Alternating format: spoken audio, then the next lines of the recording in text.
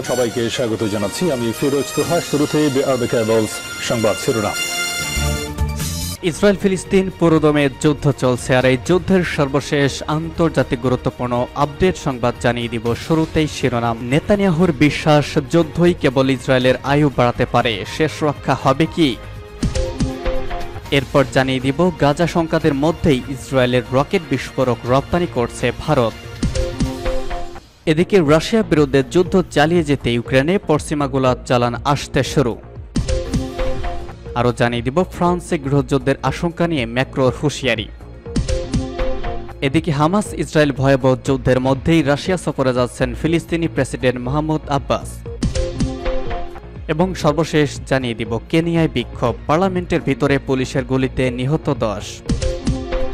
নেতানিয়াহুর বিশ্বাস, যুদ্ধই কেবল ইসরায়েলের আয়ু বাড়াতে পারে, শেষ রক্ষা হবে কি? ইহুদিবাদী ইসরায়েলের যুদ্ধবাজ প্রধানমন্ত্রী বেনিয়ামিন নেতানিয়াহু সহ তার প্রশাসন বিশ্বাস করে গাজা যুদ্ধ থেকে পিছু হটলে তাদের পতন ঘটবে এবং ইসরায়েলের অস্তিত্বের সংকট আরও গভীর হবে। এ কথা বলেছেন পশ্চিমা এশিয়া বিষয়ক ইরানি বিশ্লেষক আসগার জায়েরি। তার মতে জাতিসংঘ নিরাপত্তা পরিষদে ইসরায়েলের বিরুদ্ধে যে প্রস্তাব পাশ হয়েছে তা নেতানিয়াহু ও তার সাঙ্গপাঙ্গদের জন্য একটা খারাপ ইঙ্গিত। এর মধ্য দিয়ে গাজা ইস্যুতে দখলদার ইসরায়েলের পরাজয় স্পষ্ট হয়ে গেছে। গাজা ইসরায়েলি হত্যাযজ্ঞ শুরুর 8 মাস পর জাতিসংঘ নিরাপত্তা পরিষদ গাজায় সংঘাত বন্ধের বিষয়ে মার্কিন যুক্তরাষ্ট্রের একটি প্রস্তাব অনুমোদন করেছে। এই প্রস্তাবের পক্ষে 14টি ভোট পড়েছে। নেতানিয়াহুর মন্ত্রিসভার কয়েকজন সদস্যের পদত্যাগ সহ সাম্প্রতিক কিছু ঘটনার পাশাপাশি জাতিসংঘ নিরাপত্তা পরিষদের এই প্রস্তাব ইসরায়েলের পরাজয়কে স্বীকৃতি দেওয়ার শামিল। পার্স টুডে জানিয়েছে ইরানি বিশ্লেষক আসগার জায়েরি মনে করেন নেতানিয়াহু ও তার সহযোগীদের ধারণা গাজা যুদ্ধই কেবল এখন টিকে থাকার সময়টাকে লম্বা করতে পারবে। ইহুদিবাদী ইসরায়েলের মন্ত্রিসভার কয়েকজন সদস্যের পদত্যাগের কথা উল্লেখ করে তিনি বলেছেন, ইসরায়েলের মন্ত্রিসভার সদস্যরা হামাসের মোকাবেলায় ব্যর্থতার জন্য নেতানিয়াহুকে দায়ী বলে মনে করেন। গাজা যুদ্ধ শুরুর পর প্রায় 9 মাস অতিবাহিত হলেও ইসরায়েল মানুষ হত্যা ও ধ্বংসযজ্ঞ ছাড়া আর কিছুই অর্জন করতে পারেনি। আকাশ ও স্থলপথে গাজা উপত্যকার ওপর ইহুদিবাদী ইসরায়েলের প্রায় 9 মাসের আগ্রাসন ফিলিস্তিনের ইসলামী প্রতিরোধ আন্দোলন হামাসকে তো পরাজিত করতে পারেইনি, উল্টো তেল আবিবকে অস্তিত্বের সংকটে ফেলে দিয়েছে। গাজা যুদ্ধের শুরু থেকে পর্যন্ত ইসরায়েলি উপত্যকার 80% মানুষকে বাস্তুত, 37,000 বেশি মানুষকে শহীদ এবং গাজার উপর 70,000 টনের বেশি বোমা নিক্ষেপ করেছে। গাজা সংঘাতের মধ্যে ইসরায়েলের রকেট বিস্ফোরক রপ্তানি করছে ভারত। নুসেরাত আশ্রয় শিবিরে 6 জন ইসরায়েলি বাহিনী বোমা হামলা চালায় ফিলিস্তিনে। এ বিষয়ে কুদস নিউজ নেটওয়ার্ক একটি ভিডিও প্রকাশ করেছে। সেখানে ইসরায়েলি যুদ্ধবিমান থেকে নিক্ষেপ করা একটি ক্ষেপণাস্ত্রের ধ্বংসাবশেষ দেখানো হয়েছে। ক্ষেপণাস্ত্রের ধ্বংসাবশেষে পরিষ্কারভাবে একটি লেবেলে দেখা যায়, লেখা ছিল মেড ইন ইন্ডিয়া, ভারতে নির্মিত।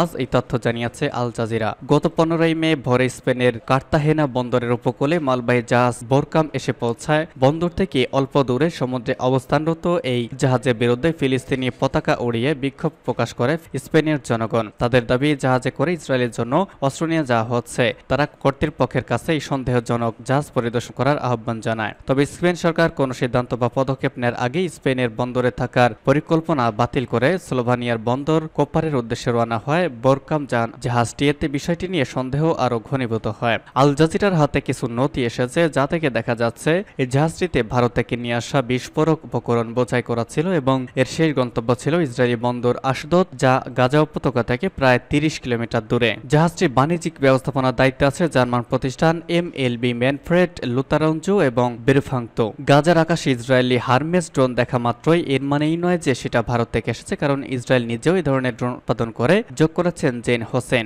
আদানি গ্রুপ জানিয়েছে তারা ইসরায়েলের কাছে ড্রোনের 6টো চালান পাঠালেও এগুলোতে কোনো মরণাস্ত্র সংযুক্ত করা নেই। ইউক্রেনে পশ্চিমা গোলা চালান আসতে শুরু করেছে। ইউক্রেনে পৌঁছাতে শুরু করেছে যুক্তরাষ্ট্র সহ পশ্চিমা দেশগুলোর কমানের গোলার চালান। ওয়াশিংটনের রাজনৈতিক বিরোধের কারণে মাঝখানে এমন অস্ত্রের চালান আসা স্থবির হয়ে পড়েছিল। এতে রুশ বাহিনীর সঙ্গে সম্মুখ যুদ্ধে গোলার সংকটে ভুগতে হয়েছে কিয়েভ বাহিনীকে। বিষয়টি দেখার জন্য ইউক্রেনের দনেতস্ক গেছেন রয়টার্সের কয়েকজন প্রতিবেদক। তারা সেখানে নতুন চালানো আসা 155 mm কামানের গোলা ব্যবহার করতে দেখেছেন। এর আগে ইউক্রেনের সেনা সদস্যরা জানিয়েছিলেন চালানের সংকটে তাদের বুঝে শুনে গোলা ব্যবহার করতে হচ্ছে। নাম প্রকাশ না করার শর্তে একটি ইউনিটের কমান্ডার বলেছেন, প্রয়োজনীয় গোলার অভাবে তাদের পদাতিক বাহিনীকে বেশ খেসারত দিতে হয়েছে। এক জায়গায় রুশ বাহিনী তাদের সব দিক থেকে ঘিরে পরাস্ত করেছিল। এদিক ইউক্রেনের সেনাবাহিনীর একজন উচ্চ পদস্থ কমান্ডারকে বরখাস্ত করেছেন দেশটির প্রেসিডেন্ট ভলোদিমির জেলেনস্কি।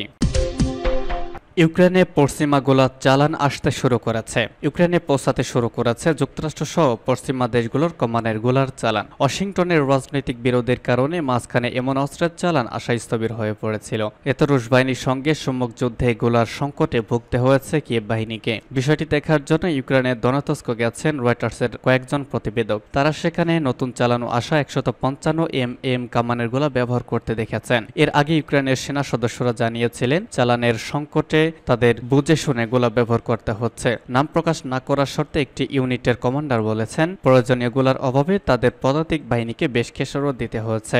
এক জায়গায় রুশ বাহিনী তাদের সব দিক থেকে ঘিরে পরাস্ত করেছিল। এদিক ইউক্রেনের সেনাবাহিনীর একজন উচ্চপদস্থ কমান্ডারকে বরখাস্ত করেছেন দেশটির প্রেসিডেন্ট ভলোদিমির জেলেনস্কি। ফ্রান্সে গৃহযুদ্ধের আশঙ্কা নিয়ে ম্যাক্রোর হুঁশিয়ারি। ফ্রান্সে গৃহযুদ্ধের বিষয়ে সতর্ক করলেন ফরাসি প্রেসিডেন্ট এমানুয়েল ম্যাক্রো। গতকাল প্রকাশিত একটি পডকাস্ট পর্বে তিনি বলেছেন, নির্বাচনে যদি উগ্র ডানপন্থী বা উগ্র বামপন্থীরা বিজয় হয় তবে ফ্রান্সে গৃহযুদ্ধ শুরু হবে। মার্কিন বার্তা সংস্থা রয়টার্স এই খবর জানিয়েছে। ওই পডকাস্টে ম্যাক্রো বলেছেন, পার্লামেন্টে নির্বাচনী দৌড়ে এগিয়ে থাকা দল ন্যাশনাল র্যালি পার্টি এবং বামপন্থী দল নিউ পপুলার ফ্রন্ট কোয়ালিশন উভয় ফ্রান্সে গৃহযুদ্ধের ঝুঁকি তৈরি করছে। জেনারেশন ডু ইট ইউরোসেলফ নামক পডকাস্টের একটি পর্বে ম্যাক্রো বলেছিলেন, আরএন পার্টির নির্বাচনী ইশতেহার এবং অপরাধ ও অভিবাসন নীতি মোকাবেলায় তাদের দেওয়া সমাধানগুলো বৈষম্য বা বিভাজনের উপর ভিত্তি করে। তিনি বলেন, আমি মনে করি অতি ডানপন্থীদের দেওয়া এই সমাধানগুলো একেবারেই প্রশ্নের ঊর্ধ্বে, কেননা এটি মানুষকে তাদের ধর্ম বা উৎসের ওপর ভিত্তি করে শ্রেণীতে আবদ্ধ করেছে, যা ফ্রান্সে বিভাজন ও গৃহযুদ্ধের ঝুঁকি তৈরি করছে। চরম বামপন্থী পার্টি ফ্রান্স আনবোর্ডকে নিয়েও একই ধরনের সমালোচনা করেছেন ম্যাক্রো। এটি নিউ পপুলার ফ্রন্ট কোয়ালিশনের অংশ। রাশিয়া সফরে যাচ্ছেন ফিলিস্তিনি প্রেসিডেন্ট। হামাস ও ইসরায়েলের চলমান সংঘাতের মধ্যেই রাশিয়া সফরে যাচ্ছেন ফিলিস্তিনি প্রেসিডেন্ট মাহমুদ আব্বাস। রাশিয়ার প্রেসিডেন্ট ভ্লাদিমির পুতিনের পররাষ্ট্রনীতি বিষয়ক উপদেষ্টা ইউরি উশাকভ রুশ বার্তা সংস্থা তাসকে এই তথ্য নিশ্চিত করেছেন। প্রতিবেদনে বলা হয়েছে, ফিলিস্তিনের প্রেসিডেন্ট কবে রাশিয়া যাবেন তা জানাননি উশাকভ, তবে তার সফরের তারিখ নির্ধারিত হয়েছে বলে জানান তিনি। এর আগে গত নভেম্বর মস্কো সফরে আসার কথা ছিল আব্বাসের, কিন্তু সেবার ফিলিস্তিনের কর্মকর্তাদের অনুরোধে সেই সফর স্থগিত করেছিলেন তিনি। গত বছরের 7 অক্টোবর ফিলিস্তিনের অবরুদ্ধ গাজায় আগ্রাসন শুরু করে ইসরায়েলি সেনাবাহিনী। 8 মাসেরও বেশি সময় ধরে চলা এই বর্বরতায় 37,000-এর বেশি ফিলিস্তিনি নিহত হয়েছেন, আহত হয়েছেন 86,000-এর বেশি। ইসরায়েল আগ্রাসনের শুরু থেকেই ফিলিস্তিনের প্রতি সংহতি জানিয়েছে রাশিয়া। যুদ্ধের শুরু থেকেই গাজায় যুদ্ধবিরতির আহ্বান জানিয়েছেন প্রেসিডেন্ট ভ্লাদিমির পুতিন। জর্ডান নদীর পশ্চিম তীরে গাজা উপত্যকা এবং পূর্ব জেরুজালেম 3 ভূখণ্ড নিয়ে গঠিত ফিলিস্তিনের পশ্চিম তীর এবং পূর্ব জেরুজালেমে ক্ষমতাসীন রয়েছে মাহমুদ আব্বাসের নেতৃত্বাধীন ফাতাহ সরকার, যেটি আন্তর্জাতিক সম্প্রদায়ের কাছে ফিলিস্তিনি কর্তৃপক্ষ প্যালেস্টাইনিয়ান অথরিটি PA নামে পরিচিত। ফিলিস্তিনের বৈধ শাসক হিসেবে PA-কেই স্বীকৃতি দেয় বহির্বিশ্ব। একসময় গাজা উপত্যকায়ও ফিলিস্তিনি কর্তৃপক্ষের সরকার ক্ষমতায় ছিল, কিন্তু 2006 সালে নির্বাচনে জয়ী হয়ে সেই সরকারকে উচ্ছেদ করে সশস্ত্র রাজনৈতিক গোষ্ঠী হামাস। গত 7 অক্টোবর ইসরায়েলের ভূখণ্ডে অতর্কিত হামলা চালায় গাজা উপত্যকা নিয়ন্ত্রণকারী গোষ্ঠী হামাস। সেই হামলার জবাবে সেই দিন থেকেই সেখানে অভিযান শুরু করে ইসরায়েলের প্রতিরক্ষা বাহিনী IDF-এর অভিযান শুরুর পর থেকে সহিংসতা বেড়েছে পশ্চিম তীরেও। ইসরায়েলি পুলিশ ও ইহুদি বসতি স্থাপনকারীদের হাতে নিয়মিত সহিংসতার শিকার হচ্ছেন পশ্চিম তীরের ফিলিস্তিনিরা।